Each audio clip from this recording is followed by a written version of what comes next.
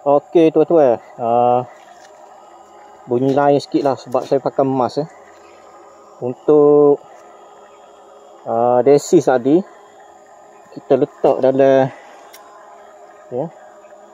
sebab musim hujan ni kita bagi tua lah sikit, dalam 25 ke 30 ml lah untuk pan 20 liter. Lepas tu yang makozek ko benek ni saya tak ingat lah, sebab bubuh dalam botol itu dia punya debu lebih kurang je lah, warna putih. Yang ni saya bubuh dalam 3 ke 4 sudu ni, sudu Nestor ni biasa 7 gram lah yang ni. Lepas tu untuk bas folia ni ataupun amino ni mana-mana boleh pakai lah.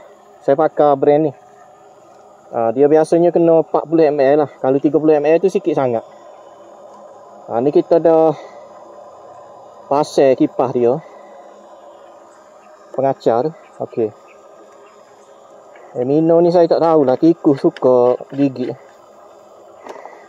Ni berapa kali tukar tudung ni.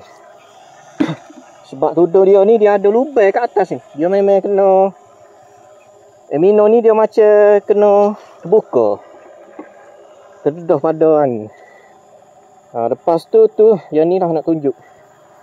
Kita pakai ni dalam 1 2 3 je lah.